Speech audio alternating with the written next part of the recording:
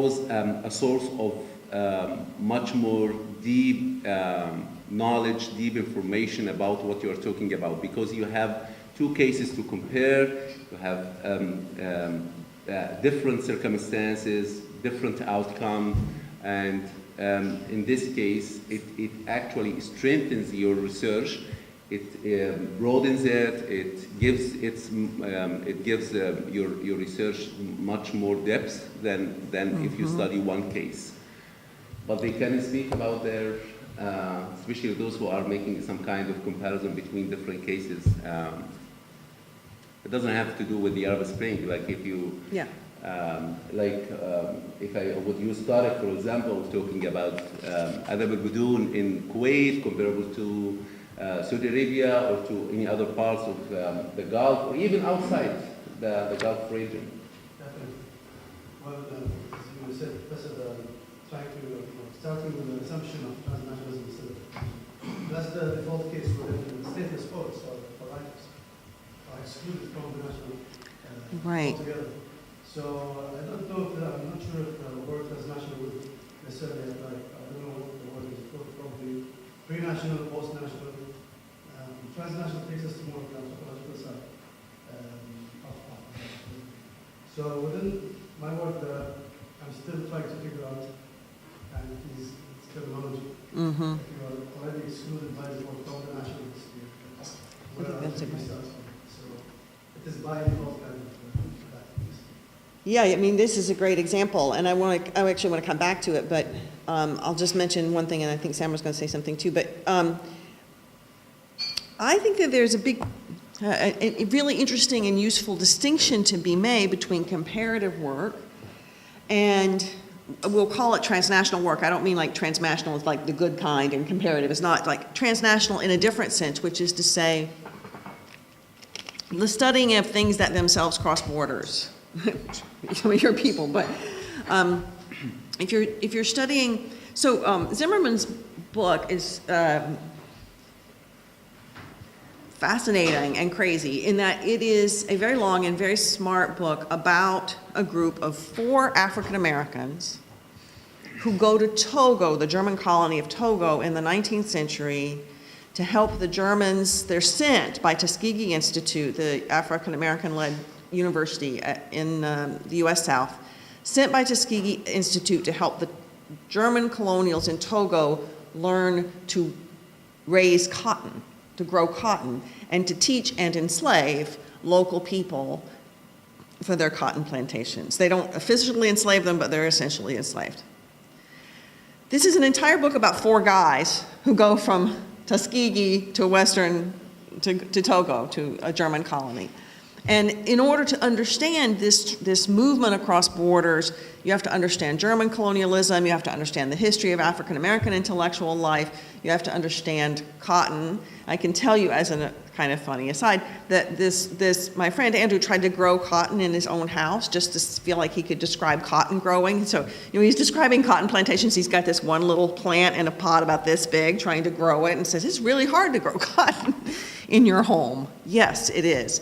It's also different than growing it in a plantation in Western Africa, but the point being that's a kind of set of transnational relationships that cross all sorts of boundaries, and you need to understand national and transnational histories and global economy and all sorts of things to understand this thing. So that's a kind of transnationalism that is about the flow of people and things so that you can unpack one phenomenon. And comparative work seems to me to be based, not always, in the case of Syria maybe is a good example, based on the nation or some subset of that and looking across those national boundaries to compare what are the experiences. And of course, then there are going to be things that are crossing national boundaries, the very national boundaries that you're trying to describe, right? Mm-hmm. So the Arab Spring being the perfect example of something that is both national and happens in different nations in different ways, and transnational, you can't understand one without understanding a set of regional events. So I just want to throw that out as something to keep in mind as we talk. What do we mean when we talk about comparative work, certain kinds of transnational work, and in the case of the first book I did at least, I would describe as the study of empire or the logics of empire, which is about global reach, but is kind of about the discourse within the nation, within the U.S. Samra, were you going to say something? You looked like you had Well, a... I was going to ask the same thing. And, you know, it's very fascinating for me, and I'm interested in doing a project that is transnational, several.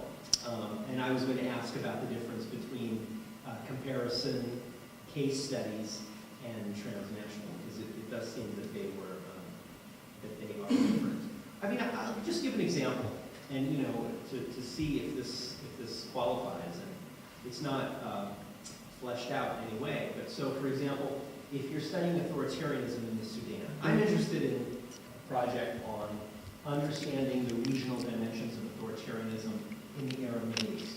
Okay, and so far, I mean, if the way most political scientists, for example, have gone about studying authoritarianism in Morocco or in Sudan or in Egypt and so on, is to look at Moroccan politics or institutions, or look at the Makhzen and its relationship with the different elements in society, or the electoral system, or whatever it might be.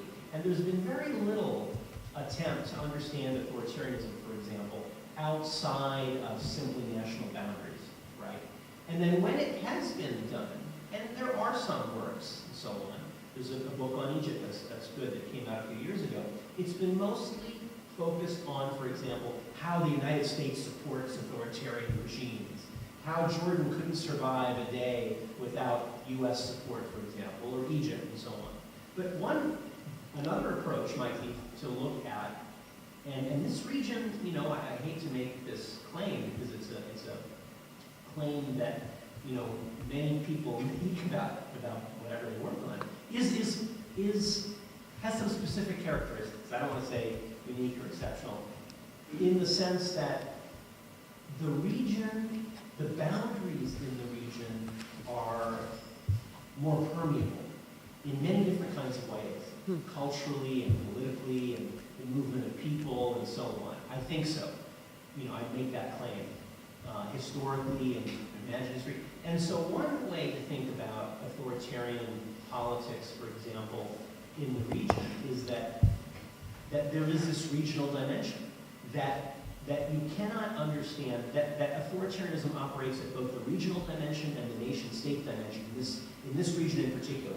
And that, for example, and we can do this even before the Arab uprisings, but there's no way to understand, for example, the counter-revolution and the support of Saudi Arabia, the Emirates, and Kuwait for the Egyptian regime and other regimes and so on.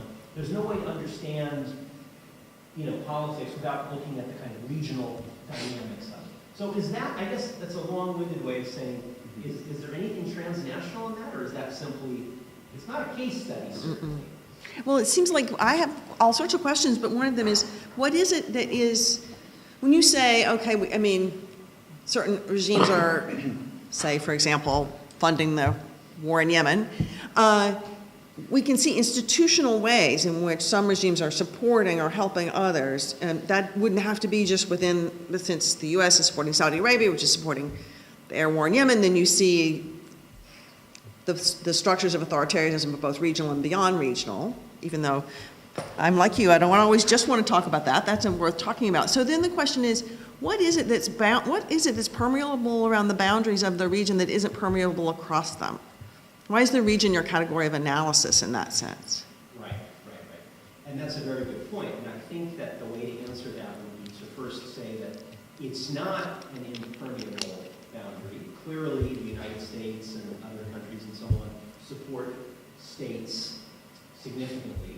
And, you know, the U.S. and Saudi Arabia or France and North Africa are very, very good examples. But I guess I would make the argument that in some senses, the thickness of connections, you know, regionally are greater than they are outside of the region. And in fact, there is a kind of consciousness of the region, and there are institutions. That doesn't mean there aren't sub-regions and so on. No, there's the GCC, there's the Maghreb Union, there's whatever.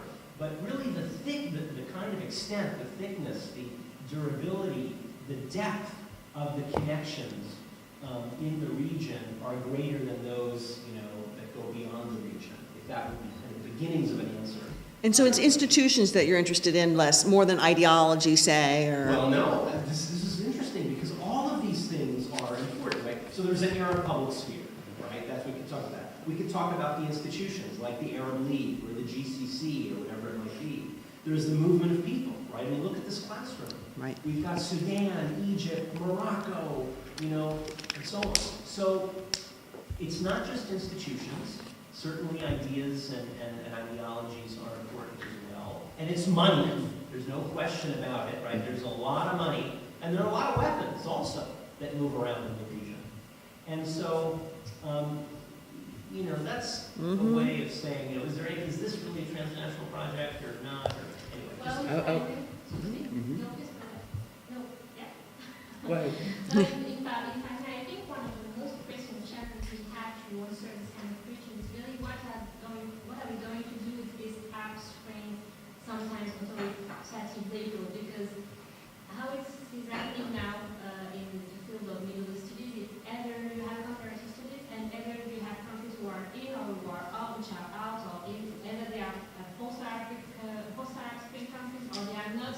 And I believe that indeed there's a cultural, there's a transnational cultural imaginary, there's transnational affects that have been there and present even before the Arab Spring, and we have totally underevaluated in our analysis of where is the Arab world going, if I can put it that way. So, and I believe that it really has to do with what are we going to do with this Arab Spring, post-Arab Spring label? Is it something that we should apply only in order to understand the situation in Egypt, for example, or in Tunisia? But I have seen a lot of things going on in Morocco that were very close to, and in Algeria as well, that were very close to what happened in Egypt, for example. So, how can we get out from this comparative box, this post-Arab Spring comparative box, and make more use of this transnational, even revolutionary transnational imaginaries and affects that have been there, without, of course, marginalizing this post-Arab Spring labor that is so important for African social sciences in the art world today. And I would like also to add something in this regard, with regard to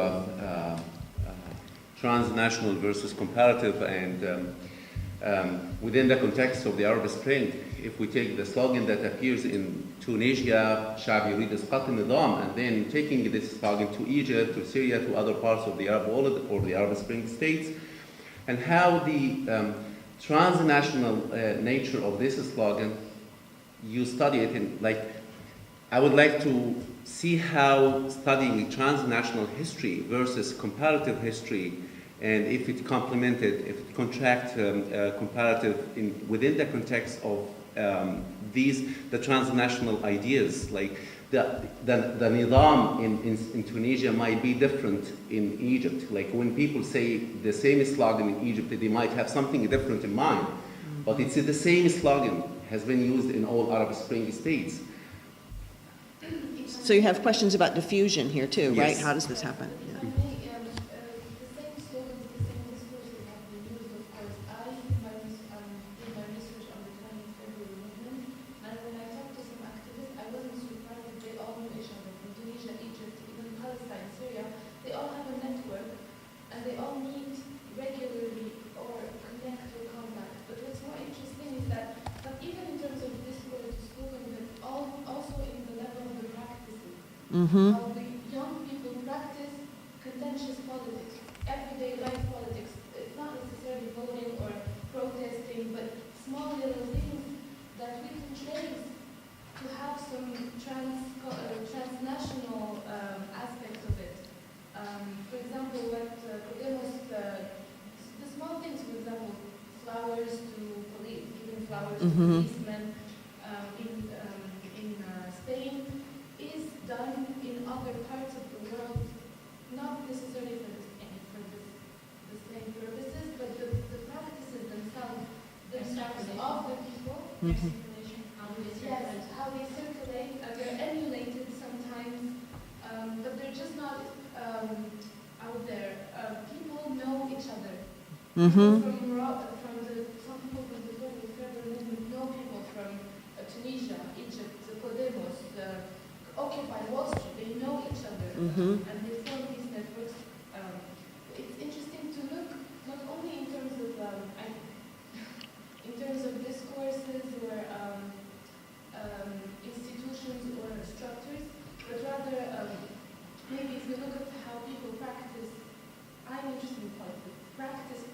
Mm-hmm. slash, you can add whatever you want. Then it can inform us about authoritarianism, for example.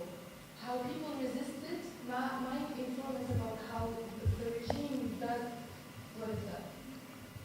I don't know. So if we're thinking about crossing borders, we think in issues of diffusion. You can think both about media, that's the obvious thing, right? People heard the chants in other countries or their, Facebook friends or whatever, and the way that diffusion might happen through media in all sorts of different ways. And then, of course, we would think about the politics of reception, because just because you see something said in one place doesn't mean you find it particularly interesting or helpful to you. So what are the environments in which people find something? Of all the things you might pick up, what are the things that get picked up and seem to be useful?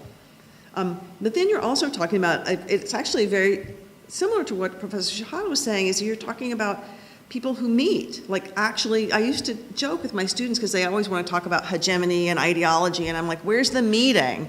There's no meeting, and people don't meet and plot how to take over the world through Hollywood, but sometimes they do. And when you have meetings like that, if it's activists or people who are musicians or cultural producers or young people who see themselves as sharing politics, then you have the constructions of very loose but meaningful networks, which is, I think, part of what you're trying to talk about. And those networks are very different than the GCC, which is so official and has its locations. Have any of you guys ever read or worked with Bruno Latour's work on actor network theory? If we find a way in the afternoon to bring a chalkboard, I can do Latour in 5 minutes, and because I think one of the things that Latour offers us is a way of thinking about how people engage with other people, but also institutions and also non-human objects.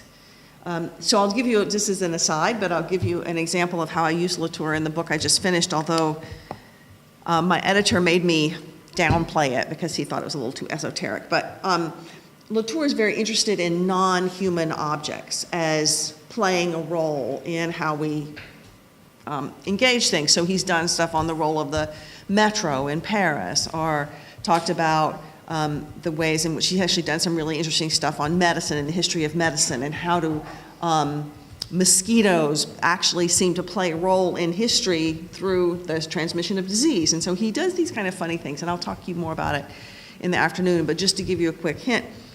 So using Latour sometimes has the feel of being a little bit like a bad boy, like I'm saying something ridiculous. Mosquitoes had an intent. They intended to, go out and change the way that, actually somebody who used Latour very nicely was a book about Henry Ford and Henry Ford's rubber plantation in Brasilia, and the role of mosquitoes in undermining Henry Ford's attempt to set up a rubber plantation in Brasilia. And they used mosquitoes as what Latour calls actants. They did something.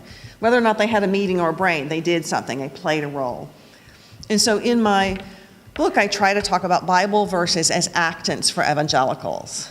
It doesn't mean that everybody agrees on what a Bible verse means, because that, as you know, in any sacred text, there are lots of different interpretations, but that people take Bible verses so seriously